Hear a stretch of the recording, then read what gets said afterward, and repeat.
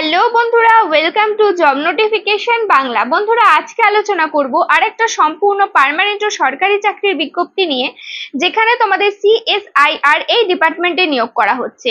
7 CPC অনুযায়ী তোমাদের এখানে লেভেল 2 এর স্যালারি থাকবে। বিভিন্ন ধরনের অ্যালাউন্স যুক্ত হয়ে প্রথমেই কিন্তু তোমরা 30,000 টাকা প্লাস স্যালারি পেয়ে যাবে। ছেলে মেয়ে প্রত্যেকে অ্যাপ্লিকেবল রয়েছে, অল ইন্ডিয়া ভ্যাকেন্সি রয়েছে, তাই তোমরা কিন্তু রাজ্যের 23 জেলা থেকে প্রত্যেকে অ্যাপ্লিকেবল রয়েছে।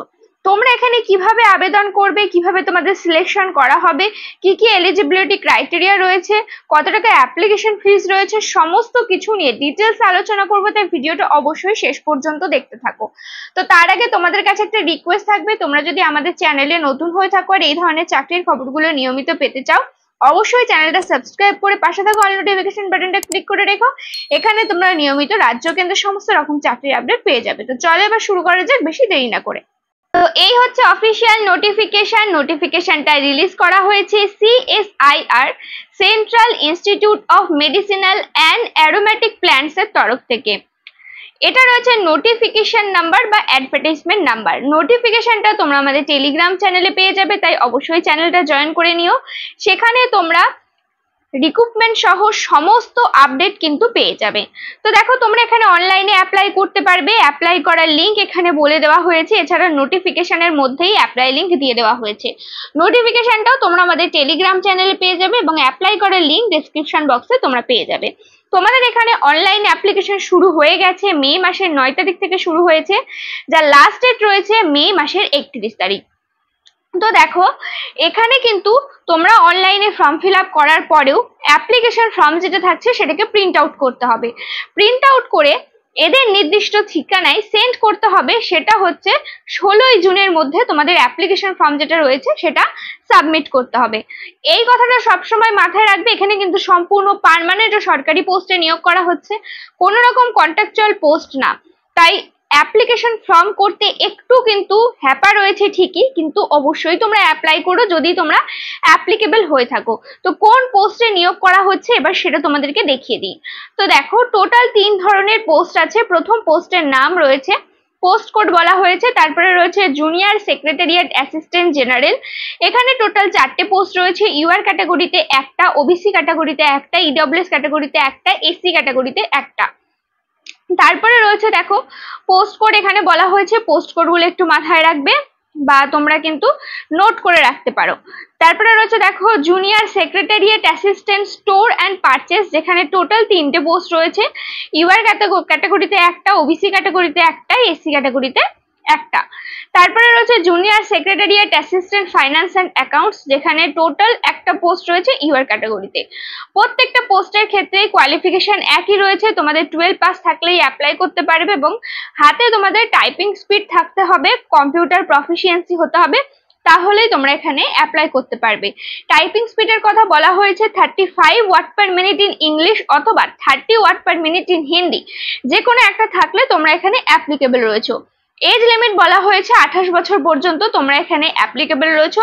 যদি তোমরা ইউআর ক্যাটাগরি না হয়ে থাকো তো সেক্ষেত্রে এটা রয়েছে 28 বছর এজ লিমিট, আর যদি এসসি এসটি ওবিসি হয়ে থাকো তো সেক্ষেত্রে সরকারি নিয়ম অনুযায়ী বয়সের ছাড় পেয়ে যাবে, সেটাও তোমাদেরকে দেখিয়ে দেবো। তো এবার আসি স্কেল অফ পে। এখানে বলা হয়েছে লেভেল 2 অনুযায়ী তোমাদের এখানে স্যালারি কাঠামো রয়েছে, অর্থাৎ 19,900 টাকা রয়েছে বেসিক পে। এর সাথে বিভিন্ন ধরনের অ্যালাউন্সেস যুক্ত হবে, যুক্ত হয়ে প্রথমেই কিন্তু তোমরা এখানে 30K প্লাস স্যালারি পেয়ে যাবে। তো স্যালারি কিন্তু অত্যন্ত ভালো রয়েছে, তাই অবশ্যই অ্যাপ্লাই করো, যেহেতু এটা সম্পূর্ণ পার্মানেন্ট সরকারি প্লাস কেন্দ্র সরকারের চাকরি রয়েছে। তো এবার আসি বিভিন্ন বেনিফিট সম্বন্ধে বলা হয়েছে। তো দেখো, বেনিফিটের মধ্যে বলা হয়েছে বিভিন্ন ধরনের অ্যালাউন্স পেয়ে যাবে, যেমন house rent allowance, transport allowance, dearness allowance, এছাড়া সেন্ট্রাল গভর্নমেন্টের যা যা অ্যালাউন্স হয় সমস্ত রকম অ্যালাউন্স কিন্তু তোমরা এই চাকরিতে পেয়ে যাবে।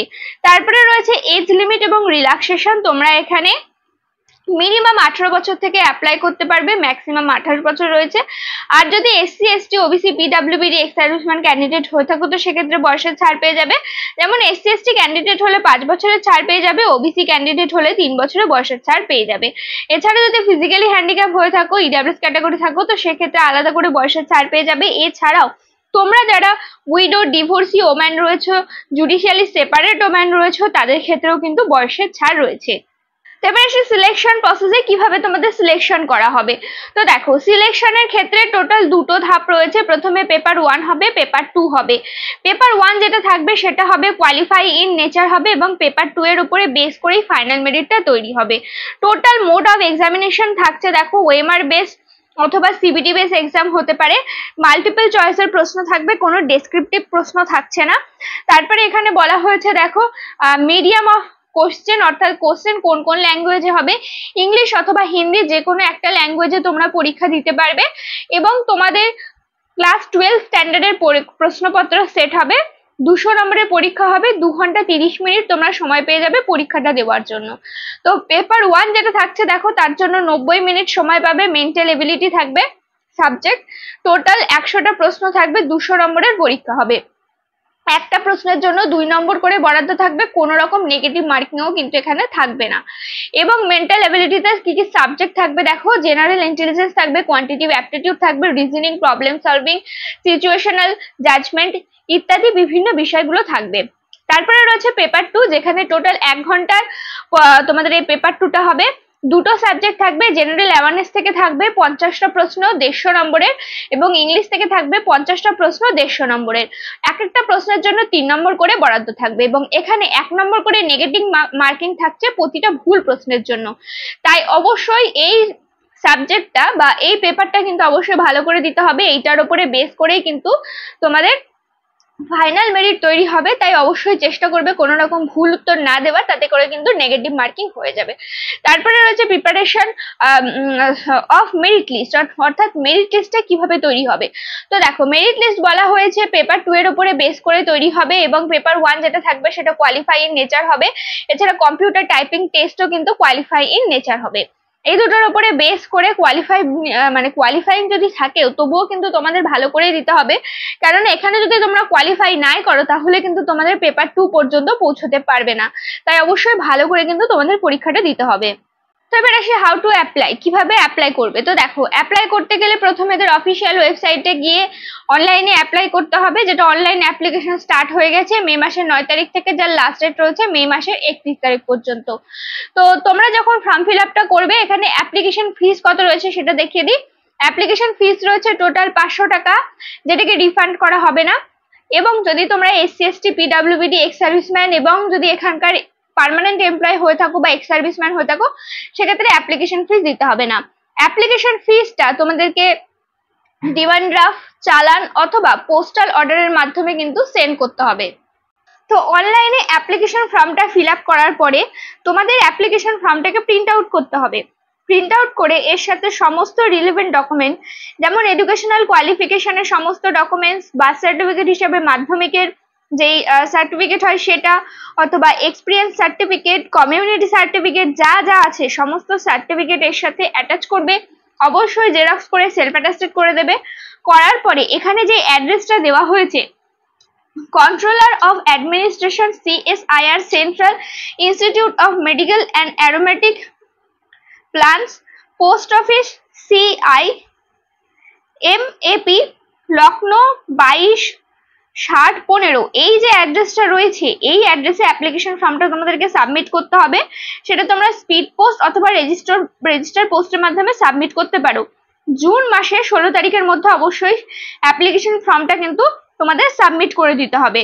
এবং এনভেলপের ওপরে অবশ্যই পোস্ট কোড, কোন পোস্টের জন্য আবেদন করছো, এবং অ্যাডভার্টাইজমেন্ট নাম্বার সমস্তটা কিন্তু দিয়ে তারপরে অ্যাপ্লিকেশন ফর্মটা সাবমিট করবে। রিলেভেন্ট ডকুমেন্টগুলো যদি না থাকে তাহলে কিন্তু তোমাদের অ্যাপ্লিকেশন ফর্ম রিজেক্ট করে দেওয়া হবে। তাই অবশ্যই ভালোভাবে ফর্মটাকে প্রথমে ফিল আপ করবে অনলাইনে, তারপরে সমস্ত ডকুমেন্টস অ্যাটাচ করে সেলফ অ্যাটাস্টেড করে তারপরে সাবমিট করবে। অবশ্যই অ্যাপ্লিকেশন ফর্ম যেটা জেনারেট হচ্ছে সেটার মধ্যেও কিন্তু তোমাদের সিগনেচার করে দেবে, না হলে কিন্তু অ্যাপ্লিকেশন ফর্মটা রিজেক্ট করে দেওয়া হবে। তো দেখো, অ্যাপ্লিকেশন ফর্মের সাথে কি কি সাবমিট করতে হবে এখানে বলা হয়েছে। Print out of application form, এটা দেবে। কালার পাসপোর্ট সাইজের ফটো দিয়ে দেবে। সেলফ অ্যাটাস্টেড করা বার্থ সার্টিফিকেট দিয়ে দেবে। তারপরে এখানে বলা হয়েছে সমস্ত এডুকেশনাল কোয়ালিফিকেশনের সার্টিফিকেট এখানে দিয়ে দিতে হবে। PWBD এক্স সার্ভিসম্যান ক্যান্ডিডেট হলে সেই সার্টিফিকেট দেবে, কোনো রকম এক্সপিরিয়েন্স থাকলে সেটা দিয়ে দেবে। এবং তোমরা যদি এক্স সার্ভিসম্যান হয়ে থাকো তো সেক্ষেত্রে সেই সার্টিফিকেট এখানে দিয়ে দিতে হবে। তোমরা উইডো, ডিভোর্সি এই ধরনের কোনো মহিলা যদি হয়ে থাকো তো সেই সার্টিফিকেট দিয়ে দেবে। এনওসি দেবে যদি কোনো জায়গার এমপ্লয় হয়ে থাকো, না থাকলে দেওয়ার দরকার নেই। এছাড়া আদার যে কোনো যদি কোনো ডকুমেন্ট থাকে, রিলেভেন্ট ডকুমেন্ট যদি থাকে, সেই ডকুমেন্টস গুলো তোমাদের এখানে কিন্তু দিয়ে দিতে হবে। তো এইভাবে কিন্তু তোমাদের সমস্ত অ্যাপ্লিকেশন ফর্ম যেটা থাকছে সেটাকে কমপ্লিট করতে হবে, তারপরে সেন্ড করতে হবে। রিক্রুটমেন্ট প্রসেস যদি বলো খুব অত্যন্ত ফাস্ট হবে, কোনো রকম কিন্তু ঢিলেমি করা হবে না। সম্পূর্ণ পার্মানেন্ট সরকারি পোস্টে নিয়োগ করা হচ্ছে, কোনো রকম কন্ট্রাকচুয়াল পোস্ট না। শুধুমাত্র 12 পাস যোগ্যতায় তোমরা এখানে অ্যাপ্লিকেবল রয়েছে, কোনো রকম এক্সপিরিয়েন্স তো চাওয়া হচ্ছে না। তাই অবশ্যই কিন্তু তোমরা এখানে অ্যাপ্লাই করে দিও। কোনো ধরনের প্রশ্ন থাকলে অবশ্যই কমেন্ট করে জানিও। ভিডিওটাতে প্লিজ একটা লাইক করে দিও। এখানে তোমরা নিয়মিত রাজ্য কেন্দ্র সমস্ত রকম চাকরির আপডেট পেয়ে যাবে এবং বন্ধু বান্ধবের সঙ্গে ভিডিওটাকে অবশ্যই শেয়ার করে দিও। দেখা হচ্ছে পরের ভিডিওতে।